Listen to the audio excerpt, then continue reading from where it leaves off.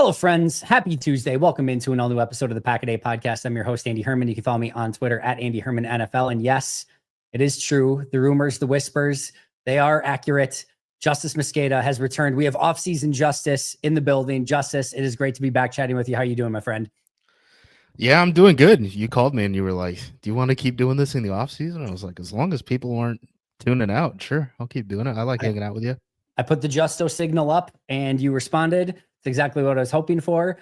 Of course, you can follow him on social media at JUMOSQ. You can find him on acmepackingcompany.com, where they do absolutely incredible work. And if you're not checking it out daily, you are making a massive mistake. So make sure to remedy that as soon as possible.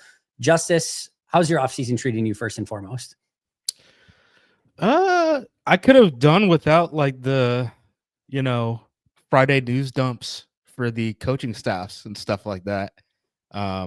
Fair. But it definitely got a lot more exciting today with the Myles Garrett stuff. So let's just dive headfirst right in. We're going to go right into the Myles Garrett conversation because it is overtaken everything. I think in the wake of Luka Doncic being traded over the weekend, anything is now possible. Nobody can tell anyone that it's a stupid idea or that there's never any chance of anything that's going to happen because Luka Doncic was just traded for Anthony Davis. So any stupid idea might still be on the table. And I'm not even saying this is a stupid idea, but I want to get your just off the cuff. What are we thinking here, Justis? So a lot of the okay. So it's hard to engage with the stuff without coming in with a preconceived notion of what the Browns are in this era, right? There was a lot of talk about, Myles Garrett needed to meet with the decision makers in Cleveland this offseason and figure out kind of what their trajectory is like moving forward.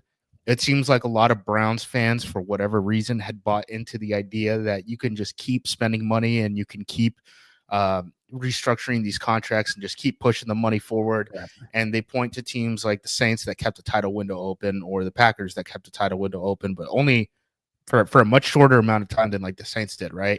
The Patriots, another one at the end of the Brady stuff. They're doing this for a bad football team, right? Yep. So you can only pay,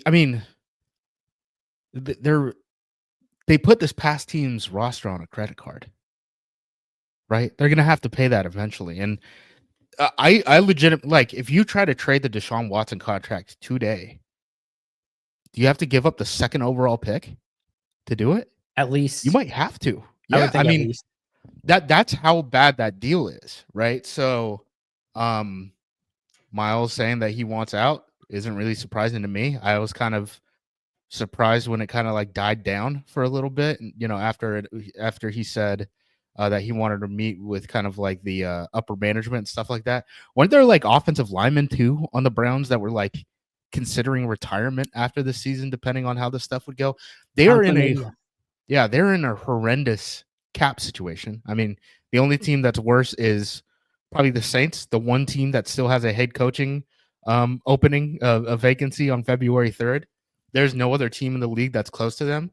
There is legitimately no light at the end of the tunnel for them. At least not one in the distant future. I mean, I was joking on Twitter probably 2 months ago, and I was like, dude, if they take you and you're a quarterback and you're a Brown or Saint, I think you legitimately have to look at just sitting out a year if they don't trade you. Like, in terms of how it could ruin your career. They are not going to be playing with a loaded deck until, like, if the Browns want to right this ship and they have to clear all this cap space to even take on like Myles Garrett's dead cap, because it's not going to come from a post June 1 trade, right? Nope. Like, you're talking about them not really getting steady until 2028. If you're Kevin Stefanski, can you wait until 2020? Like, why isn't Kevin Stefanski trying to get out of there? Like, I just don't understand why more people aren't trying to jump ship. The Deshaun Watson contract is easily the worst deal in North American sports history, and Bobby Bonilla is still getting paid. Well, he's barely. So they've been getting him paid, right? But even when he got paid, they haven't really accounted for that on the salary. Oh, so I said, and Bobby Bonilla is still getting paid. Oh. That contract's out there. That contract's out there. This one's still worse. Yeah, I mean, you can't defer payments and stuff like. I mean, there's a salary No. cap in this league too, and all that stuff. So, yeah, man, I'm not surprised about this. I think what Myles does. I mean, he's a former NFL Defensive Player of the Year, right? I mean, he's a star. He's in his 20s. We've been saying this whole offseason really that what the Packers don't need is a lot more bodies, right? In terms of their 53-man roster that's coming back, the guys on injured reserve, you already have 46 guys under contract. I know we're talking about, we have all of this money to spend and free agency and stuff like that. You could restructure the Love contract, which they're probably going to do. And that's with, Jair still having, his number on the books. Maybe you move off of him. Maybe he agrees to a restructure that would see him get payments basically and like incentives or something like that, right? They have a lot of money and flexibility that they can use right now. I don't know how much draft picks help, right? I mean, I'm certain, getting an Edgerrin Cooper in the second round, all that stuff, like that stuff certainly helps. But I think you want to take big swings more than anything, right? You want to get guys that the other team has to game plan for, right? Because that's kind of what the Packers lack, I guess, a little bit, right? Like you're like, okay, we're gonna face Josh Jacobs, we got to stop him inside run game. Xavier McKinney, we don't want to throw into the middle of the field. Outside of that, there's not a whole lot of things that you need to game plan against the Packers for right now. And I think Myles Garrett is clearly one of those guys that you could do it. Now, the question is, can you move off of the 2025 first round pick because the draft is being held in Green Bay? I did this exercise with Jared Mueller. So he does he writes for Dogs by Nature. So that he's basically in the same role that I'm in for APC for Dogs by Nature, which is our sister site covering the Cleveland Browns. The trade that we ended up agreeing to, because we started with the baseline of the Diana Rossini report that it's going to be closer. Yeah, it's going to be closer to a first round pick and some change than it is going to be 3 first round picks. This isn't a trade for a quarterback or anything like that, right? What we ended up agreeing to was a 2026 first. So not this April, the April after. Yep. Shout out, you guys can get into the Arch Manning sweepstakes, all that stuff. A second round pick this year, Malik Willis, Marshawn Lloyd, and Christian Watson. And I'm pulling the trigger on that trade. Okay. Interesting. I'm doing it. And I'm no second thoughts. Like tamper, give up the fifth round pick that the Falcons gave up for tampering with Kirk Cousins. Give it up. Like get in Myles Garrett's DMs, text him, text his agent, call everyone. They're only finding 5th round picks. We're talking about Myles Garrett during a potential Super Bowl run. Send it. So here's where I'm at. Let me ask you one quick caveat to this. Would you be under the assumption that Garrett would play out the remaining 2 years, or are you going to have to immediately sign him to a Nick Bosa $35 million per year 5-year contract? And does it affect you in any way? It doesn't affect me in any way because I mean he's going to have 1 year. I mean maybe he plays out this year on that deal. But by next offseason, you're already going to be talking about an extension, and you know what he's going to get paid, right? So I'm not too worried about that. I mean, I look at the construction of this roster. Like McManus isn't going to cost a lot of money. He's probably the most likely guy to resign. Yep. You're talking about a Zach Tom extension. Like Garrett and Zach Tom, like just those 2 contracts alone aren't going to kill you. Nope. So, like, take a big swing. Let's go do the thing. Let's go do the thing. I have so many things that I want to get to here. Let me start by saying this. So the trade so you said a second next year, a second this year, first next year, right? Gotcha. Bingo. And then Watson, Lloyd, and who's the other one? Malik. Watson, Lloyd, and Malik. Okay. I don't, on the surface, I don't hate that. I don't hate anything about that. If Christian was healthy for coming into the season, I might have a slightly different feel for it. But with him going to be out the majority of the year anyway, I don't think it moves the needle for me one way. Let's just say that it was, for the sake of, all right, let's just say it was a first rounder this year, just for ease of it. All right. And let's just say it was a first and second this year. Forget that the draft's in Green Bay. Let's just put that just to kind of ease it in a little bit more. Let's say it was a first and second round pick this year. The trade to me then becomes the first round pick, the second round pick, and the 35 million also that you could go out and spend in free agency to get what you want. So, for example, would you rather have Khalil Mack plus Devontae Adams or Khalil Mack plus, who's the corner for the Vikings? Byron Murphy. Byron Murphy. Name basically almost, not quite, but almost any two free agents that you want. Probably not named T. Higgins or Trey Smith. You might be able to almost get any two other free agents that you want for around that cost. Plus, let's just say you take the second and use it to move up in the first round to get to the pick, I don't know, 12, 15, somewhere in that range. Would you rather have your two favorite free agents that are available plus a top 15 pick in this year's draft or Myles Garrett? So I've done some work on this draft class. If we trade up in this draft class, I will be pretty bummed. It's probably the wrong class. Okay, so let's even look at it first and second round pick. And then if you want to add on top of that, the first and second round pick, Marshawn Lloyd, Malik Willis, plus your two favorite free agent signings or Myles Garrett and Christian Watson. Yeah, because I don't know how many of those guys are going to be available. There's no promise that Murphy is going to be available, right? Same with Mac. Same with a lot of those guys. Right. I mean, I think Mac has a better chance, but the Vikings specifically, right? The Vikings are losing a lot of free agents, but they also have a lot of flexibility. So they can kind of pick and choose where they want to add those guys. And I think Murphy would be probably be pretty high on that list. I think Murphy and Asante Samuel Jr., who's coming off of the season-ending stinger injury to his neck, I think those guys probably make the most sense at cornerback. At defensive end, I'm not sure if there's anyone who super pushes the needle. I know Josh Sweat is out there, and he just signed a new agent. He just signed a Rosenhaus and stuff. But Higgins is great. I don't know if Higgins is the receiver that the Packers need right now. I say same thing with Devontae Adams. I think they'd be our number one receiver, but I think it's more important for them to get a speed guy that replaces Christian Watson and maybe, hit on that in the second, third round, trade back from the first round, all that stuff. I think that makes more sense for them. I'd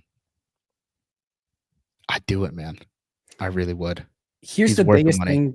The biggest thing that I agree with you on, and the biggest thing that I'm a pretty strong proponent of is, number one, Green Bay doesn't need any more good players. I mean, obviously to an extent, right? They have plenty of good players.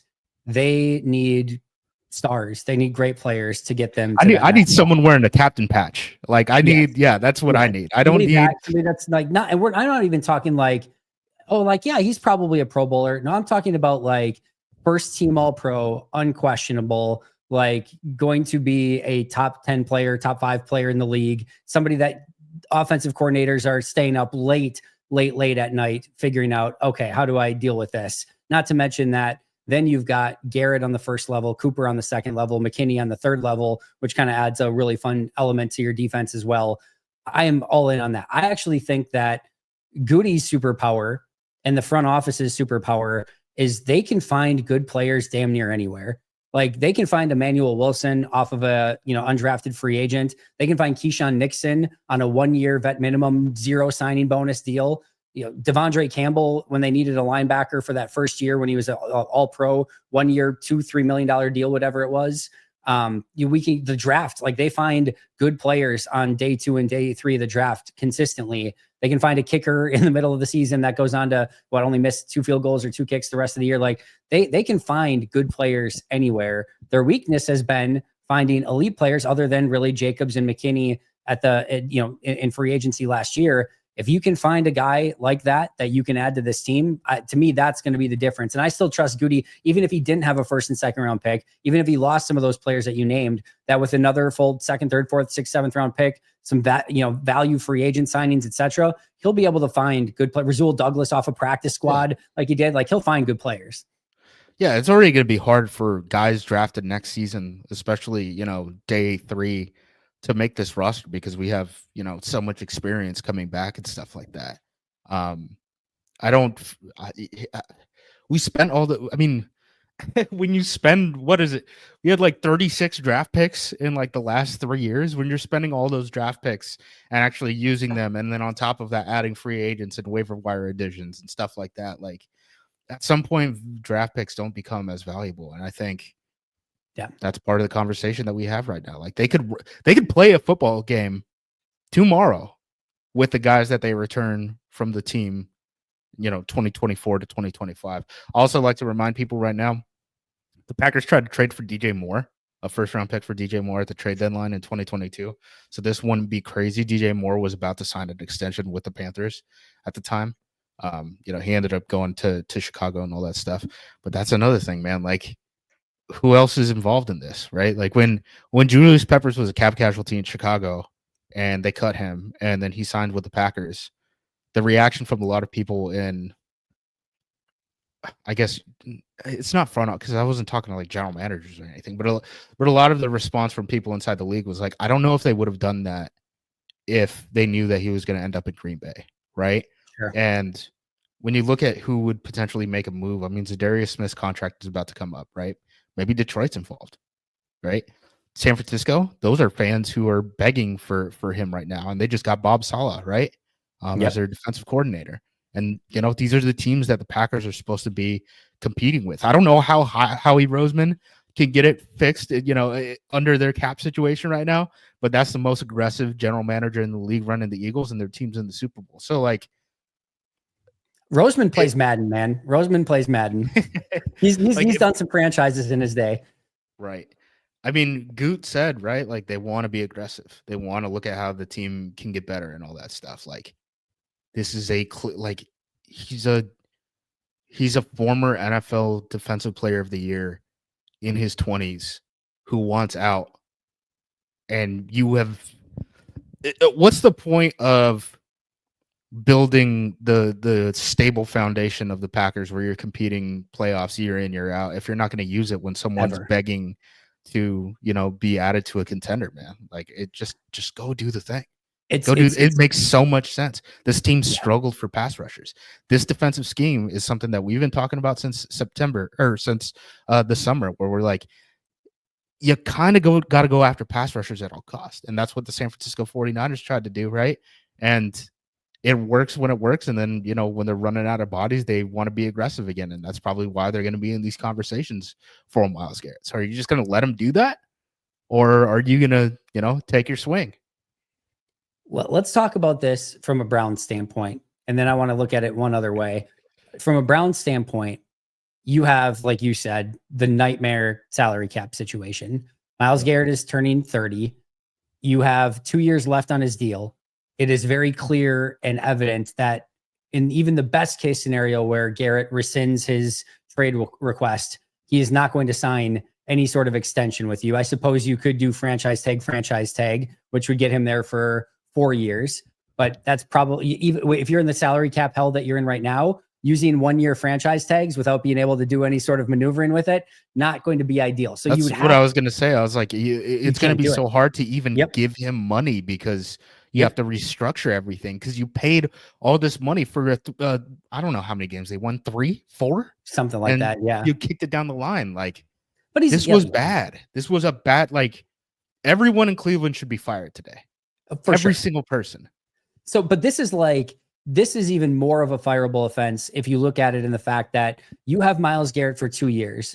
Your best opportunity to get the mothership of draft capital and whatever is right now. If it's the trade deadline, it'll be less because it's a half year less of service. If it's next offseason, it's less because it's 1 year less of service. And you're only gonna have the teams that are able to fit it under their salary cap post in certain free times, agency and all that. And stuff. he's a year older every single time, or like older at least every single time that you do it later. This is your one opportunity to sort of get that huge motherload of capital, and there is less than 0% chance that the Cleveland Browns have any opportunity to compete in that 2 year window with Myles Garrett. Like there's 0.0% chance. It's not possible. It's not humanly possible. So how you would get to the thought process of, yep, we're going to keep him for 2 seasons, then let him walk in free agency and not get anything in return other than a 3rd round comp pick down the road while trying to compete over the next 2 seasons when we know damn well we cannot compete over the next 2 seasons.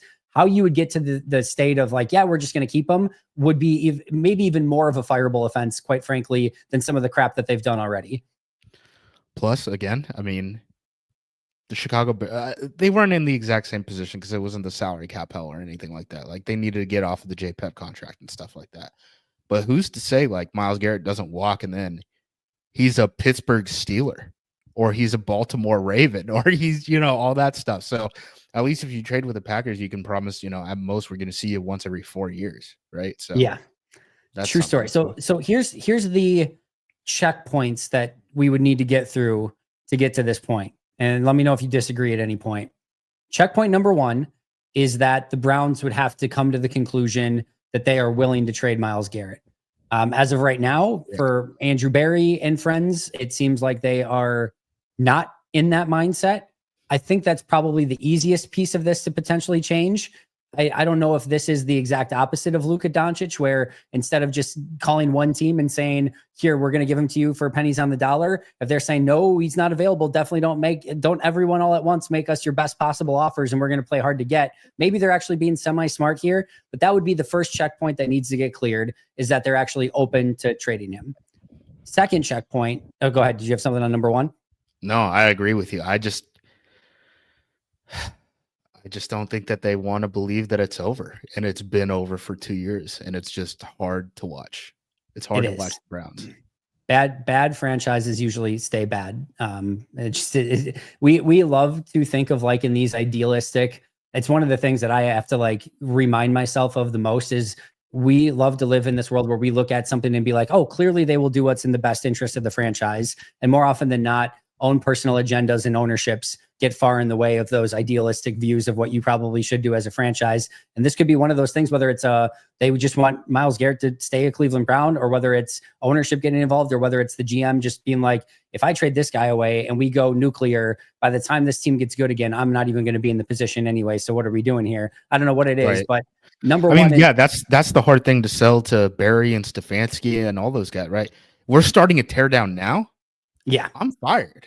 I'm fired done already. I'm done in this town. Yeah, exactly. And that's the stuff where I'm like, Stefanski, why didn't you try to wiggle your way out this entire offseason? Barry, I think you're done, dude. I don't think you're going to get another shot to run anything NFL team ever again. But like Stefanski, at least, like he's a good play caller and stuff like that. I think everyone acknowledges like Deshaun Watson simply was not the same guy once they traded for him, and the owner gave him a ton of money. I don't think people are going to hold that against him. So I kind of thought Mavs job might be open in a couple of years. The it might be. That could be open in a couple of years. Maybe Andrew Berry can fall on his feet there. So that's checkpoint number 1. Browns have to be willing to do it. Checkpoint number 2 is the Browns have to create the space to do it, because again, right now they cannot actually trade Myles Garrett as is. This was from, I just had it up and now I lost it. Here it is. This is from Jason at Over the Cap, he does an incredible job, obviously, over there. Just to run a quick scenario, but prior to adjustments, the Browns would need to restructure Watson and Ward to the fullest, which is not in an ideal situation in and of itself, but they'd have to do that. Plus cut Jack Conklin to trade Myles Garrett. Doing all of that would leave them likely between $2 and $7 million in cap space, depending on where the cap winds up. This would leave them in the Saints-like situation. Really, outside of those 3 moves, there's little that they can do besides extending Newsome and then June 1sting some players so that they can sign rookies. Doing the math on this, the better option is probably extending Garrett and coming up with a dollar figure that would make him happy to be part of a rebuild next year. So that is from Jason. I kind of disagree with that last part a little bit, but that just the first part of what they would need to do to get to the financial flexibility to actually change it or trade him would be checkpoint number 2. Yeah, 100%. And I think you're threading the needle on both of the potential solutions there, right? In terms of restructuring all those contracts. Okay, we're starting the rebuild now, but it's going to take us forever to get out of this hole. Myles, if Myles gets traded, it certainly does not help the Browns in terms of just the schedule of how this stuff happens. I think it's actually a smoother landing if Myles is on the team and even like walks, just because they don't have to restructure all that stuff. But at the same time, I mean, he brought up, hey, maybe a potential solution is an extension where he gets a bunch of money and stuff like that. Well, you're also having to compete with the cap too. Like you're dealing with the cap on the high end. So it has to be like, well, we got to give Myles more money, but it can't be this much. It has to be this much. Now, does he accept this much? If he doesn't accept this much, we're in trouble. What? We're at a standstill. We're a staring match, right? I hypothesized this, I want to say maybe 4 or 5 years ago. I don't know, maybe I wasn't the first one or whatever, but there was going to come a time, and I don't know that this is even quite it yet, but where a star player demanded out of the organization, and the organization literally had to say, or is going to have to say, we literally can't. We literally financially cannot trade you because of the bonuses, converting the salaries into bonuses. Yes. It makes it, it turns it all into guaranteed money that then goes on to the dead cap. I mean, if you think about it, so like the Packers perspective, right? The Packers don't give out guaranteed salaries, right? They give out roster bonuses. So a lot of things that you'll see is like this offseason, right? Jordan Love is only going to make X amount of salary, but he's going to sign a roster bonus that, is going to be worth like 30 something $million on like the third day of the new league year. Yep. The problem is once that triggers, you can't really trade that guy. Correct. Right? At least that year. Like we've now created these small windows where like trades can actually happen. And I haven't looked at the Garrett contract specifically to figure out if there's like a date in it that he has to be moved by. Because I mean, we're still so far out from like even free agency right now, it doesn't really matter. But yeah, I mean, once you give these guys a lot of guarantees and it's in the form of a bonus instead of a salary, a lot of these problems stack up, especially if you're adding to it where you're like, oh, this Deshaun Watson thing isn't working. Let's just keep converting it, keep spending money, keep putting money on credit cards to, just increase the talent on our roster, even though obviously the problem is this Deshaun Watson fully guaranteed contract that is just never going to pan out. Like, they should have just been willing to take their medicine. I mean, they should have stripped it down to the bolts, like, honestly, 2 years ago and just taken their medicine and just said, like, look, we're going to suck and Sean is going to be, our starter. And we're basically fielding, an uncompetitive team where we hope to develop a couple of players who will be there by the time everything shakes out. And they just had way too much pride and they keep trying to make it work. And it's, again, tough to watch because now Browns fans are looking at this and they're like, so now, like, not only do we suck for like the past 3 years, we sucked before then. And that's what got us the first overall pick of Myles Garrett and Baker Mayfield, who, by the way, Baker's playing for another team right now. And we'd rather have him than Deshaun. And then post those 2 eras of suck, we're now staring down 5 more years of almost guaranteed suck. And it's like, it's so weird to me. And I understand why teams do it because you only have so many assets and things like that. But like, I never understand why ownership in the NBA and the NFL specifically will allow you to do things as a general manager that has influence beyond your current contract, right? Like when Trent Baalke is trading future draft picks, I'm like, why is that happening in the NBA when they're putting in like 8th graders basically in some of these trades? I'm like, how does anyone think that this is smart? Like, I do wonder if the leagues need to come together and start saying like, all right, if your GM's on a 5-year contract, you could trade a draft pick 5 years from now, right? But why do these guys, like, they can do so much damage for some of these teams? They can do so much damage. They can, and they have. And then Cleveland right now, clearly in that situation. So first checkpoint, they have to want to trade him. Second checkpoint, they have to get to the point they can trade him. Third checkpoint, Brian Gutekunst might need to hit his head on something and or be visited by the ghost of Joe Johnson past, or I don't know what the situation is, but you're talking about the man who might have more value for his draft picks than any other GM in the league. And you are now talking about trading multiple top picks plus players, young players, away for one 30-plus-year-old player. That would need to be the next checkpoint, is that Goody has some sort of epiphany and says, F them picks. I'm going Myles Garrett, which again, he is the one who brought up urgency. Nobody in the media brought it up. Like, do you have a sense of urgency, Brian? No, like you could tell it was a planned closing statement from him, as like he transitioned that into like his final words of like, we need to have a sense of urgency. And I'll say this, if Brian goes out and does not make any impact signings in free agency and just is the normal draft and develop prospect sort of players in the draft, after saying we need to have a sense of urgency, I can't imagine that there's going to be too many people in the organization that are super thrilled with that series of events. Now, maybe that is going after somebody all in like a Crosby or a Garrett or somebody akin to that. But that would have to be a pretty major change for what Goody has done. Although I will agree with you in the fact that tried for Khalil Mack, probably came a little bit, just a little bit under what Chicago is offering. Tried for DJ Moore, probably came just a little bit under. Was it before the year before that the Bears traded for DJ Moore, or was it the same season, same off season?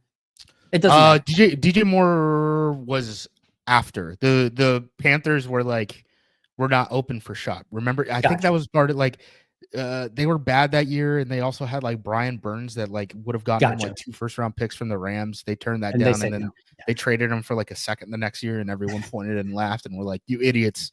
Know when to sell, man." There's like, if that's going to be the moral of today's show.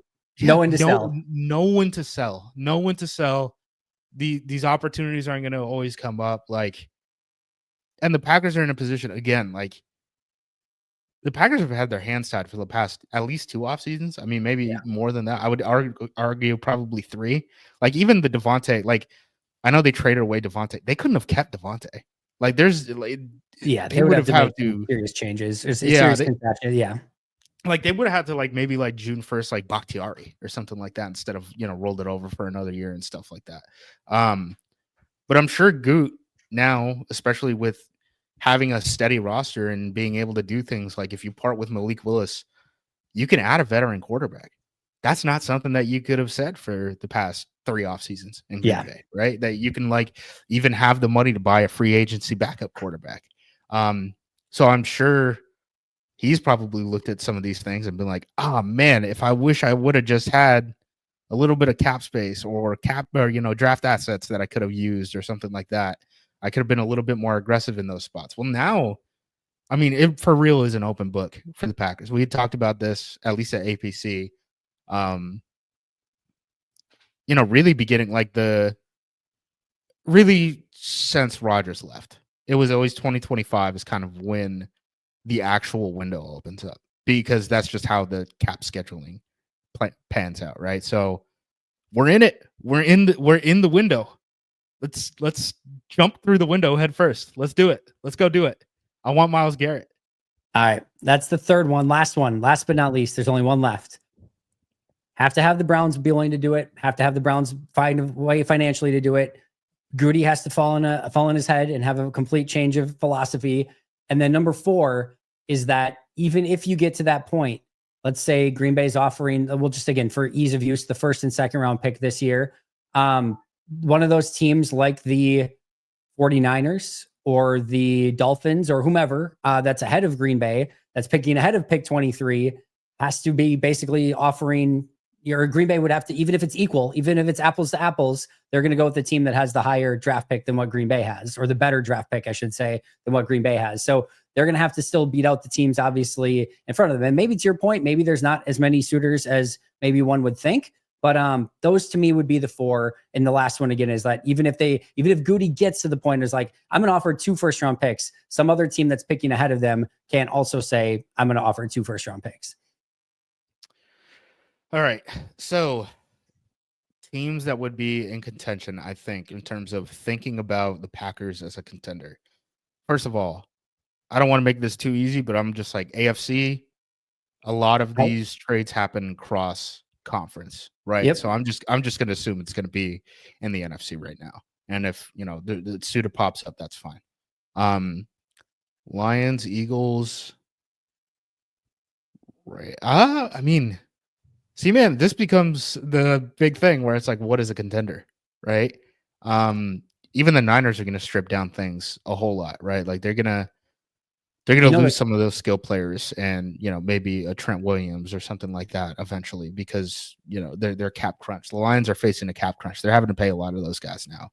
The Eagles, I think, could maybe make it work just the way that the Jalen Hurts contract is set up. But if they ever want to pivot off of Jalen Hurts, that gravy train kind of stops. Like the Rams, Stafford's.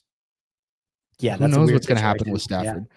Minnesota, even a bigger question mark at the quarterback position. Like they haven't announced a Darnold deal. They haven't announced that it's going to be JJ McCarthy. I don't know what's going on. One of the fallen stars, right? Like the Niners, we talked about them. I don't know, man. Like Niners have Packers 50 make a lot million of cap sense. space as of right now, and they pick at what? Pick 15? Nope, it is 11. Is it? 11. 49ers pick 11 and Yeah. have 50 million cap space. Yeah. But Purdy deal is this offseason. True. I mean, you get quarterbacks done a year early. The Purdy deal is this offseason. So What about and I know here's going to be the kickers when it's the Chargers. I know you said no AFC, but when it's the Chargers who have more salary cap space and pick one pick ahead of Green Bay, and it's going to come down to which team has picked 22 and which one has picked 23. I guess probably not this first round pick, maybe, or maybe to some extent, but that's the other thing is like they could just come like Goody could actually wake up and be like, yep, I'm going to give 2 first round picks. And some other team might say, I'm going to give 2 first and a third. Or it might be the Chargers who are 1 pick ahead of Green Bay that are also giving 2 first. And they're like, all right, we're going to go with the Chargers. that's why I was like, hey, throw in Christian Watson, throw in Malik Willis. Like, yeah, get a dice roll on 2 of these young players who are talented who, if you're really worried more about like what they end up at the end of their career than what they are right now. I mean, it makes more sense to throw them in as kind of trade potential that the Browns would take on rather than Green Bay. One of the things that, and maybe we can kind of end this on this conversation piece here, but one of the things that the Packers have done with the roster that they have built, with the depth that they have built, with the talent at all positions that they have built, to your point, and I've talked about it before in the past as well, they could not sign a single free agent, not draft a single player, not sign one of their own free agents back, and still go out with the roster that they have right now. Outside of maybe Alex Hale at kicker is probably the one that I have a little bit of concern with. Outside of that, basically go out there and compete with pretty much almost any team in the NFL without doing anything, right? Like they have that style of roster. You have earned yourself the ability, which is what you're trying to do when you have all these cheap contracts and all these young players and the flexibility to do something. You have earned the right to go out and make this type of move. And it will be interesting to see if Goody kind of again does feel that same way of like, hey, we are a piece or two away, and we're going to go and we're going to find that piece or two regardless of what it takes, because this is our, like, the next 3 years, 25, 26, 27, that's probably the window for this iteration of this team. And that's exactly when you're going to get the best still of Myles Garrett out of this current, contract that you would get with him. So I get it. I understand it. I'm very interested to see just how aggressive Goody is going to be when he says he wants urgency this offseason. Yeah. I think, because again, I'm taking kind of like a wide scope view of what does free agency look like? What do the cap casualties look like? Stuff like that, right? So I think cornerback, there's going to be some guys that are available, I guess potentially available. Whether or not they actually hit the market is interesting, right? I brought up Asante Samuel Jr., Byron Murphy Jr. I think those guys are interesting. I don't know if they would add who's the guy from the Jets everyone wants? DJ Reed. I don't know. Did a big breakdown on him. Yeah, it's too small. Yeah, I don't know if he makes sense for this scheme, right? So okay, we have 2 candidates at corner. Carlton Davis. Oh, I didn't even count him. I think he was just a little too old for what I had I think he's 29. Yeah, 29. But yeah. maybe, yeah. And again, all that depends on whether or not Jair is willing to take a restructure that makes sense and stuff like that, right? Wide receiver, they need a speed guy. They also need a bigger guy because they can't play another small wide receiver with Jaden Reed on the field. Okay, trade for DK. Outside of trading for DK, I really don't know what kind of fits that mold. You probably have to go to the draft for that, right? None of that. Like there's real potential that like we brought up this hypothetical and it's like, or would you rather, use this cap money there instead of using it for Myles Garrett? If those guys don't become available, it's obvious that we should have traded for Myles Garrett, right? I mean, there's no promise that these free agency pickups are going to be solid. I can at least hang my hat on Myles Garrett. I can do that. I can say, look, this guy was a all-pro pass rusher for one of the worst teams in football the start of his career. I would like to buy the second half of it. I would like to do that. What about the people that are on the message boards from time to time and on the in the social medias that say it's stupid because Green Bay's not one player away? Okay. I don't like the Eagles are starting Jalen Hurts in a Super Bowl. The Lions got the 1 seed in the NFC with Jared Goff under center. you play the games, dude. You play the games and you try to load your team with talent. I mean, that's what those two teams did. They just attack stuff. It's you gotta attack. In this era, I guess here's the thing I will say. Post COVID, when it wasn't just the Saints doing the cap manufacturing stuff, when it wasn't just the Patriots and of Tom Brady cap manufacturing stuff, and everyone had to do it, and everyone learned, I guess, outside of the Saints and Browns, how to do it efficiently without, overspending, and hurting yourself, just flattening what your future looks like long term. I think it's going to be hard for teams to compete and not be aggressive, right? I think it might be easy to make it to the playoffs year in, year out, but I think it's going to be hard to get over that hump. And if they're serious that they want to get over that hump and they're not satisfied with the past two postseasons, they have to make moves like this. They at least have to be in the conversation. If Myles Garrett goes for don't say that. Don't say they're going to be in the conversation. don't say that, Justis, because if be in the conversation, if Myles Garrett goes for 2 1s and a player, I'll be like, okay, I understand why they didn't do that. If Myles Garrett goes for like a first round pick swap and a second round pick, I'm gonna be pretty damn mad, Andy. I'm gonna be pretty pissed, dude, because I wanted that guy. I feel like the majority of our conversation today has been you being the general manager that wants to go get Myles Garrett, and I'm the owner and being like, you're gonna have to prove me a few more things on this. I have one more. I'll show you cut-ups. He's been doing it since he was like 18, dude. He's been doing it a decade. The Bucks could probably use him too in Wisconsin. He's got some basketball chops. Like, you might be able to use him a little at tight end. Like, get the most out of that guy. It's going to be like CC Sabathia, another Cleveland trade, by the way, that worked out well for the Wisconsin team. They're just going to, like run him into the ground until he can't play anymore. But no, and the last thing is, of course, the one thing that I always have concern about with these type of deals, and I think it's a fair assessment, especially I think Garrett's going to be epic until he's like 35, 36, probably. He's just that kind of dude. But especially when you get to the age of 30, is you are one Achilles, one ACL away from going all in on this type of move. And he pops his Achilles on day 5 of training camp. And it's like, well, there went 2 first-round picks, a couple of our young players, plus, a bunch of salary cap. And now he's just never going to be the same. Yeah. It's just, I mean, Tom Brady, you could have made the same point about paying Tom Brady for like a decade. I get it, right? For sure. Yeah. Right. So you scared money don't make money. You can't be scared. Like, you could do that with every transaction. So I totally get it.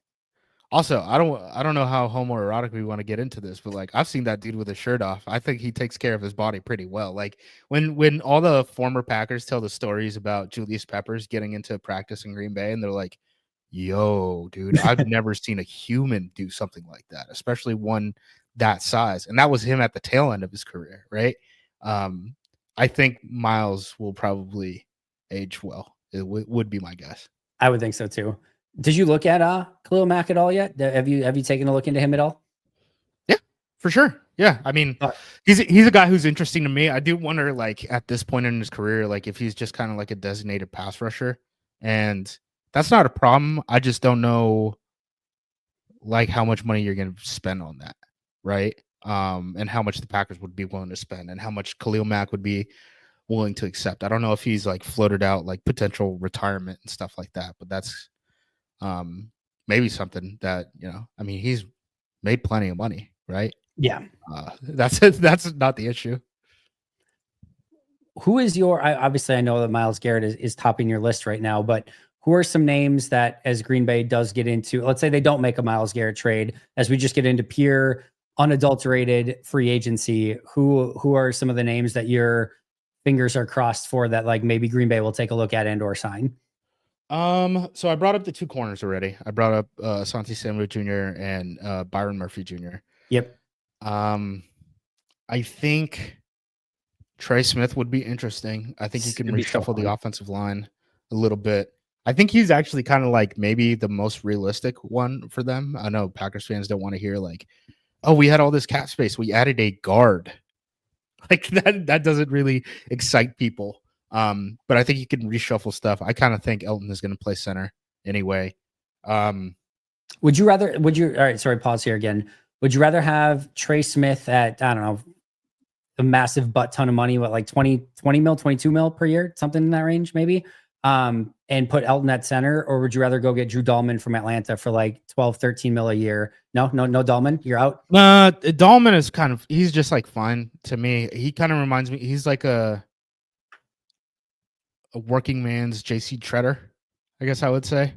Like JC Treader's a working man's JC Treader. Yeah, but yeah, I mean that's what I like. He's more of like a pass protector than he is like a rundown guy and all the stuff like that. Okay.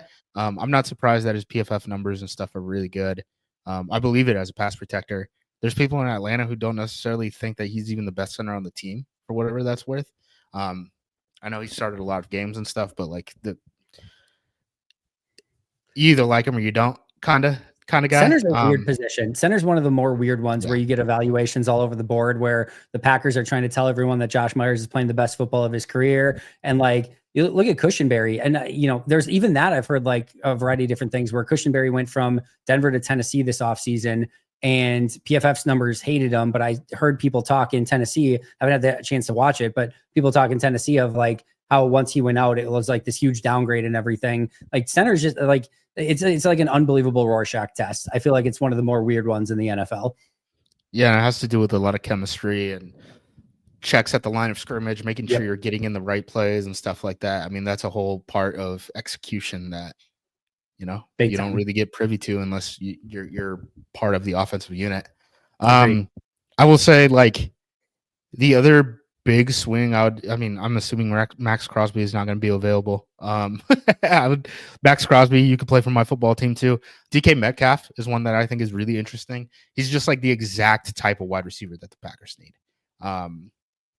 Fast guy, big guy. I don't know how he's going to deal with, being out there in the cold and maybe not getting a billion targets and stuff like that. I know Seattle dropped back 1,000 times last year, but that's part of the reason why their offensive coordinator just got fired and went back down to the college level. So I think DK is a super interesting one because there's not very many big, fast guys who are like true vertical threats in the NFL. And I think outside, there's guys like Jamar Chase and stuff like that. We're not getting a Jamar Chase. A Jamar Chase is not ever becoming available to us, at least this young in his career, right? So I think like a DK Metcalf is kind of interesting where, it's a tier down, but it's like that's the kind of like the exact dude that we need. And I'd be totally fine taking a huge swing on a guy like that. You're not a Darius Slayton guy from the Giants? No, he does not do enough for me. I know people like bring up like Hollywood Brown too, and I'm like, dude, he is so small. Yeah. How are we gonna have him and Jaden? Like, Romeo can't be the big guy on the field, man. He really can't. Like, we need a fast big body. Like, that's desperately what this team needs, unless we want to move off of Dobbs, because we're not going to move off of Jaden Reed. So, what is your expectation for how aggressive the Packers are going to be this offseason? Are we talking something similar? I've kind of said I think similar to last year, where they go and get two sizable free agents, something to that extent, like Jacobs on offense and McKinney on defense, obviously different positions. And then, I think that's probably, maybe again, Andre Dillard-esque signing or something like that. But I think for like, that's where I'm kind of, my head's at going into the offseason. But again, a lot of it's going to depend on who actually becomes available in two ways. One, which of the players that are currently set to become free agents get deals done ahead of time. And then two, which players that are not free agents right now start getting purged off of their teams in the near future and get released and more players actually become available. Like a Joey Bosa getting released or something like that, Yeah. I think kind of makes sense too, as like cap casualty wise. I expect two big swings, big swings, and that could be, Trey Smith in free agency, and then we do a bunch of little things, and then we trade up into the top 10 in the draft, right? Or it could be, right? We trade for Myles Garrett, and then that's almost like two in and of itself, just because of how big it is. But yeah, I do think like two sizable hacks is what I'm expecting from this Packers team in terms of aggressiveness. Because again, if you're not being aggressive, you're kind of wasting assets, right? Yeah. You have 46 guys under contract coming back from your 53 and your IR. And those are just guys that you're not even going to like, that's not even re-signings. That's not potentially Josh Myers coming back and starting at center. That's not Brandon McManus coming back. That's not any of that, right? So you're not going to, you have money for free agency and 7 draft picks, 8 probably after the comp pick comes in. You don't need all that to make a 53-man roster. So what, you're using this so that at cut downs, you can have a lot of guys at cut downs who are like maybe interesting to teams to pick off of Yeah, waiver get wires claimed. or Yeah. stockier practice squad that, every other game, you don't even bring up a guy from the practice squad, even though you're allowed to every single week. So, for who, for what? Go be aggressive. Like you have the foundation of your team set now, right? You're like 7 guys away. You have 8 picks and a bunch of cap space. Figure out how to turn that into the best 7 players that you could possibly bring onto this roster. Yeah.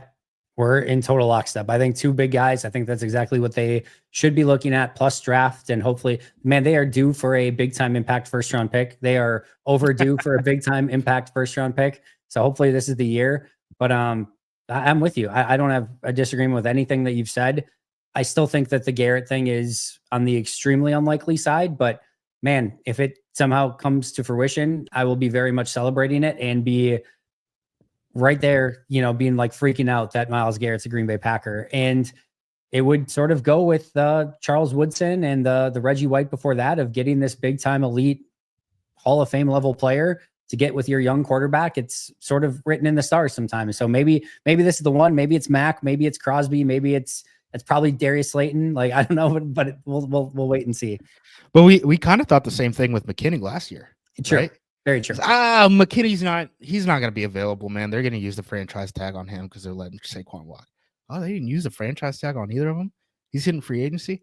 Man, the Packers really could use Xavier McKinney, but I doubt that they're going to sign him. And then they sign him. We're like, they did it. They did the thing that made the most sense for him. And I think right now, I mean, DK hasn't asked for a trade or anything like that. I just know, Chargers fans are very excited that DK Metcalf seems to be warming up to several Los Angeles Chargers in the offseason. But I think those 2 guys make the most sense to me, just in terms of where the team is at right now. They want to take swings at this point just because of where they're at and kind of the roster construction cycle. They're younger players, like unless Max Crosby becomes involved and you could throw his name as the 3rd guy in there. I can't imagine being more excited than the potential of, Myles Garrett or DK Metcalf on this team. Cooper Kupp do anything for you? Not on this team, man. They need speed. They really do. I mean, he's still a good player. I understand that he's not what he used to be, but he's definitely better than like late career Adam Thielen at this point. He's going to be good for someone. I'd be pretty shocked if he didn't have like at least, 750 for someone next year. I just don't think that he's a guy that the Packers really need right now. They need a big guy who can run. Like literally, like if you could just like 3D print MVS again as a young guy on a rookie contract, like I think they would run that back and just play him. Like what about MVS on a 1-year vet min? Yeah, I mean, maybe, dude. Like there's not, again, the reason Christian Watson is valuable is because those traits are rare. Right? Yeah. Like it's actually very hard to find those type of guys. As someone who's poured over this free agency list and been like, find me a young, tall, fast wide receiver. Crap. There's not very many of them. No, there's not. Yeah, I'm so intrigued. I think this is one of those weirdo off seasons in which this is not the off season where they've got 5 picks in the top 100. This is not like it's not like they have like a generational like 50 million or 60 million to go spend in salary cap or something like that. But they have the core of their team intact. They've obviously got the 23rd overall pick and still 3 top 100 picks. They've got a team that is in need of star talent, and they've got a good chunk of money to be able to go out and spend and utilize some of that. I'm so intrigued to see. And it's not the strongest draft class. It's not the strongest free agent class. And they kind of need stars. So how you sort of generate that and figure that out is not maybe the easiest pathway to sort of find, but how Goody can navigate it is so intriguing to me. And I'm really, really pumped about this offseason. I need you to swing, Brian. Swing so hard. Swing for the stars. Swing for the moon. And please make contact. Please make contact. Please, for the love of God. I need an Aaron Judge, just 700-foot rocket. Andy, can we trade the 2025 first? Can we walk Myles Garrett out when whoever goes on I the clock think at 23? I think Goody could be persuasive enough to figure out a way to make it work. The first thing I will say is We're talking about a title window, man. For a let, guy let, who won let me say this. rookie or defensive player of the year, like you have to be able to move that pick. What's their second pick? What, 57, something like that? It'll be the next day, which is the big thing. It'll be Friday instead of Thursday. No, for sure. But my point is, so let's say it takes a first this year and a second next year to get it done, just hypothetically, right? I think you could probably figure out a way to get that second round pick into the first round if you really needed it to. Like if they're like, you can make this pick, but you got to get pick 56, 57, whatever it is, into pick 32. I think Goody can find a way creatively to get that into pick 32 or 31 to still have a pick on day one. I would also be willing to argue that whether it is that when you're on the clock, that if like you can find a way to somehow navigate it, that the trade's not actually like leaked out until they get, because remember, like this is AJ Brown, if I remember correctly, right? They walked him out in the crowd in Arizona, right? That was so weird. And AJ Brown, like nobody had any, I don't think, real inkling that he was being traded that night until all of a sudden we got word that AJ Brown was traded and the Titans selected, I think, Treylon Burks or whatever. Burks. So like there has been opportunity or like situations in the past where you could maybe, so if like all of a sudden, if I don't think there's going to be anyone in Green Bay or in the crowd that if you're at pick 23 and instead of pick 23, it's announced that you trade for Myles Garrett or something like that, I don't think anyone's going to be upset by that. Or to your point, can you have Myles Garrett announce pick 23 to some extent? Or like, I don't know how you do it, but like, I think that there are probably ways one way or the other, or to your other point of like, if you need a second and a first, and ideally they want the first and second this year, you say, we can give you the second this year, the first next year, and you might have to add in like a third on top of that to make up the difference between this year and next year, whatever. But there's probably ways to do that as well. Okay, fifth day of the league year, he has an option bonus of $18.5 million. Okay. So that is the timeline we have to work on. Got it. So we're talking mid-March. That trade is when the trade's going to have to take place. Okay. Yep. So just so that the Browns don't add even more, which is going to be an impossibility. Yeah. So yeah, I think they can, and then I think it's going to be like Goody's going to have to like they're going to really push for Goody to find a way to get back into like pick 32 somehow or something akin to that. I can live with that. I can live with that. I just don't want. I mean, speaking of a kick to the nuts and a trade that aggressive general managers make, AJ Brown is another one that I would have loved if the Packers could have done it, but we talked about that at the time. Yeah, they weren't in a cap situation where they really could have given that guy an extension and stuff like that. So, yeah, don't let it happen to you again. The Eagles, they've been 2 Super Bowls since that trade? Yeah. The Titans have not. I don't know if you know that, but the Titans have not. Treylon Burks hasn't really panned out. Yeah. No. Yeah, I'd like Myles Garrett. I want that on the record. Please bring me Myles Garrett. The AJ Brown, Treylon Burks deal might be the ultimate Family Guy mystery box meme of like, the mystery box could be like, why would we take the boat? The mystery box could be anything. It could even be a boat. Like that's the ultimate of like, why would we want AJ Brown? We could get the mystery box. The mystery box might even be the next AJ Brown. And it was not. I think there's another, wasn't it like Randy Moss and then like Sidney Rice? That was another one of them or something like that. Yes. Myles Garrett, please. I'm going to be thinking about this for weeks, Andy. Maybe a month. Where are you going to be most upset when Myles Garrett ends up when he's not a Packer, but he's in San Francisco or Detroit? Because I don't think Minnesota is going to do it. I wouldn't be surprised if Minnesota did it. I wouldn't be surprised. They might, but they have so many things that they need to sort in house. That if they get to McCarthy, right? If they decide it's McCarthy, and there's other things clearly that they need to sort out too, but like I think they're just going to Byron Murphy walk. I don't think I would. I think he fit really well within that defense. Like I think that was the best I've ever seen Byron Murphy, at least in the conversation for best I've seen Byron Murphy play. But I don't know. You're probably like overpaying. Their corners are so bad. Yeah, and Cam Bynum's a low key awesome player. Like he doesn't get anywhere near the respect. I love Cam Bynum. I loved him coming out. I love him in Minnesota, and he's a free agent. I think Harrison Smith is potentially done in Minnesota. Like Yeah, to your point. And they just signed Van Ginkel, traded for Dallas Turner, and signed Grenard last year. So like, yeah, percentage of snaps going into free agency. All right. So yeah, they're not gonna do Garrett. All right. I rescind my statement. It's Detroit. It's San Fran, Philly. Philly would be the ultimate, another, like, they win the Super Bowl and then go get Myles Garrett. That would be very. If they Philly. do, I haven't even looked into Philly situation. I don't know if it's mathematically possible. If it's mathematically possible, how he's going to try it. I know how he's going to try it. Philly's 18th with 24 million cap space, but again, they have quite a few things that I think they're going to have to take care of too. Milton Williams, a free agent. Josh Sweat's a free agent. I'm sure there's other ones as well that I'm not thinking of off the top of my head, but they're going to have some players that they definitely need to kind of figure out as well. Gonna be interesting. Can't wait. Justis, I love these so much. This was the ultimate nerd out Myles Garrett conversation that I think anyone could have possibly had, and I'm very thankful for it. Anything else you wanted to get to, or anything you want to plug on the way out? No, not really. Kind of knew the camp stuff. Camp was going to go to Jacksonville. They seemed like they really liked him. High energy guy. I'm not surprised he was plucked away. He got DC interviews last year before the Packers hired him as linebackers coach. Outside of that, not really too. Stenovich, pretty surprised.